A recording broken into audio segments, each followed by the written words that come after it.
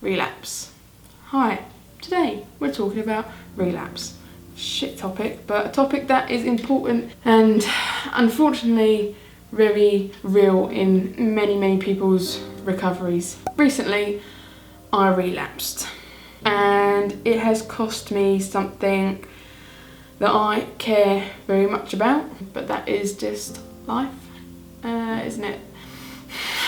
I say relapse versus sort of just a lapse because yes, I'm nipping it in the bud now, but it took maybe a build-up of like small little build-ups of thinking patterns and behaviours to then result in something that shouldn't have happened in the first place. And that's why, because it was a bit of a build-up, I think it was more of a relapse than a lapse. But whatever you want to call it, it's kind of the same thing anyway, who cares? Since it has been a battle not to completely blame myself for it, but I am holding my hands up and saying that I got lazy.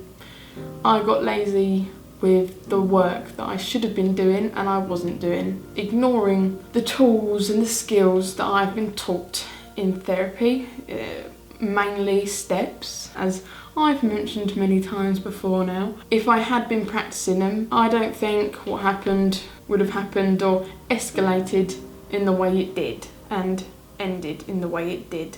I'm trying to work out why I wasn't doing it. I don't know, but I wasn't challenging my thoughts and I wasn't doing things to help de-escalate certain things when they'd arise in my head, and now I have to deal with the consequences. I'm not gonna let this relapse be the cause of a downhill spiral because I've done that before. I've done it too many times and I can't be asked. I literally have got to the point where I cannot be asked to feel shit. Like I'm not running away from this emotion. I'm not running away from sadness and not dealing with it. It's just I'm not going to do things to make it worse because it's just long. It is so long. No. Usually I would let myself go down a downhill spiral, but like I say, I've done this so many times now. I know what it looks like, I know what it feels like, I know what happens, I know the consequences. Do you know, it's just a cycle. Something happens to do with your mental health being worse and then allowing that situation of it being worse to make it worse again and again, and it just, I am breaking this cycle. I'm using this horribly painful but perhaps necessary experience to be used as a lesson. I'm not in a position to ever stop working on myself. I got dealt this card of something to do with my health and I've got to live with it. All I ever preach is you've got to accept your illness and then learn to manage it and live with it. And I started thinking I don't want to live with it. You know, I wasn't listening to my own advice and that's got me nowhere. I've literally proved my point. It gets you nowhere trying to fight against it. It gets you nowhere playing into it. You need to live with it and manage it, not ignore it. I came up with a little analogy. I love an analogy. If you have a physical illness and you have to take medication several times a day to manage it, and you're doing this and you're starting to think, I feel a lot better, I think I'm doing all right, I'm going to stop taking it. What do you think is going to happen? Are you going to carry on getting better because you think I'm getting better so I can stop doing it, I can stop taking it? Or are you going to get worse? Are you going to get sick again? You're going to get sick again. I got sick again. I said that really quickly, but it's so frustrating. I knew I was doing it, but I wasn't stopping it. Why was I not putting the brakes on it? Sometimes things do have to happen, I think. It's just unfortunate this happened and the consequences were worse than I thought they would be. It's my fault, in a way. Yes, I have an illness and that's not my fault, but like I say, I can't keep using it as an excuse completely. Yes, it's a difficulty, but it can't be an excuse anymore. I know too much about it. I know too many things that I could and should be doing to help it, and I wasn't doing it. So yes, to a certain extent, it was my fault. I should have been doing the thought challenges. I should have been distancing, distraction techniques, communicating properly. I'm not going to go into detail of what happened, but you can guess. A relapse is a relapse, right? Since the incident, the days have been difficult, but I'm seeing them as a test. a really hard test that I am going to pass and carry on passing again and again and again. Hopefully. I know recovery isn't linear, not saying that, but I'm just so determined not to allow this kind of stuff to keep happening. I have seriously kicked myself up the arse. And that's what I mean. Maybe some things have to happen. Everything happens for a reason. Maybe.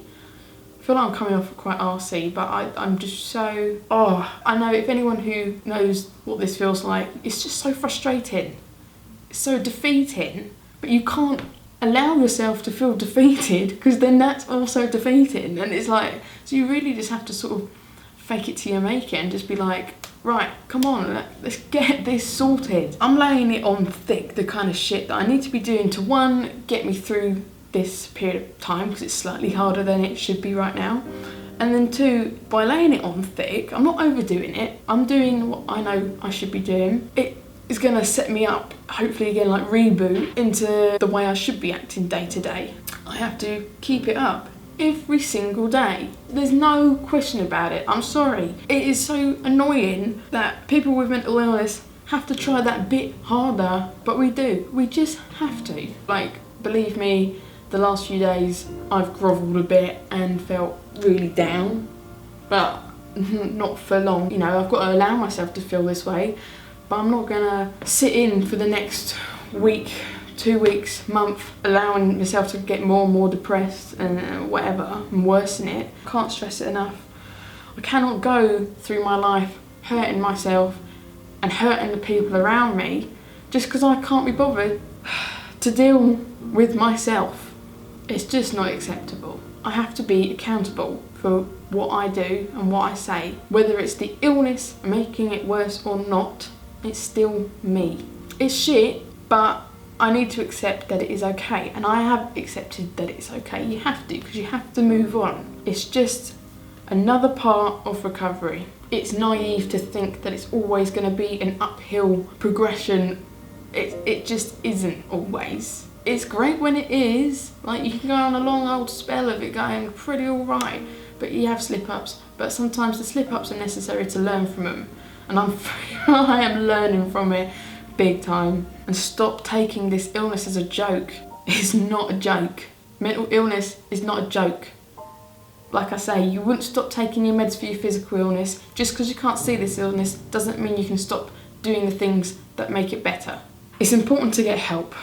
It's important to go to your appointments, to go to therapy. It's important to take your medication, to use the skills that you are taught. And you have to use them every day. All day, every day. You have to. I'm sorry. Like I say, I'm sorry. I feel like I'm being mean to people like me. I'm not. I'm just... Learn from me before you have to learn from yourself. Maybe you need to learn from yourself. I needed to learn from myself. I'm learning from myself, and anyway, I'm sharing my experience. I'm frustrated, but I'm okay. I'm feeling motivated and a lot more positive than I was a week ago, 2 weeks ago, because I was just thinking, it's fine, I can just get away with it. I can't get away with it. And I've learned that now. You have to push yourself to be the best version of yourself. And that can apply to anyone, but especially when you're struggling, it is so much harder, but you have to. We know what being ill is like. Do we like it? No. You may at some point be so ill you accept it's just a part of you and this is just the life you've been given. I was like that a few years ago when I was in hospital. I was like, this is it. This is me for the rest of my life. I'm just going to be hospitalised and I've just got to get on with it. No, it's not like that. You don't have to hold your hands up and just admit defeat to a mental illness. You don't. I'm not. I am so done with letting it take things from my life that I so badly want. I'm going back to basics now. Like, I'm really paying attention to the small things, paying attention to making sure that I get up at a reasonable time, make my bed, wash, eat breakfast, go outside, get air, clean my flat, make sure your environment is nice to be in. I know it's not for everyone, but a gym has been a massive help for me, and the other day was a really tough day and I went to the gym and that day, again, that was like a pivotal moment. I either let this destroy my world for the foreseeable future but I'm gonna get the fuck off the floor, stop crying, stop with the sad music. We all love a bit of sad music, don't get me wrong, but I was literally like feeding this negativity, and I just looked at myself in the mirror. I was like, what am I doing? This behaviour right here that I am acting out is the reason the consequence that I'm now dealing with has happened is because of this shit. And I'm not going to I'm not going to give it what it wants. So I got up, I went to the gym, I saw a friend, got a coffee. I did everything I didn't want to do. I wanted to isolate myself, I wanted to cry, I wanted to do things to myself, I wanted to drink, I wanted just to self-destruct. And I was like, mad. What are we doing? I hope I'm conveying what I mean. We have to push ourselves harder in these times of crisis, because this is when we'll really feel the benefits of it. We'll feel the benefits 10 times more if you can do it in the hardest times. You'll feel strong. Being that much more pushed to get up and do what we need to do, no matter how big or small. You know, waking up, having an alarm on this morning was just like, ugh, it's Monday, things are really in my hands right now. Anyway, I've gone on a bit of a rant really. This has been a bit of a rant, but I don't really care. What a week this has been. Like I say, I'm not going into details, but oh jeez. What an emotional roller coaster and a half. Fucking fell out the roller coaster, it was so, so up and down. It's fine. I've decided I'm not going to ride the roller coaster, I'm just going to get off and walk. I'm just going to take my own time, do what's best for me. Don't even like roller coasters, make me feel sick. Again, not going off with the analogies. Time to be accountable, mate. It's not on. It's really not on. Yeah, thanks for watching. I am okay. I'll see you in the next one. Thanks. Bye.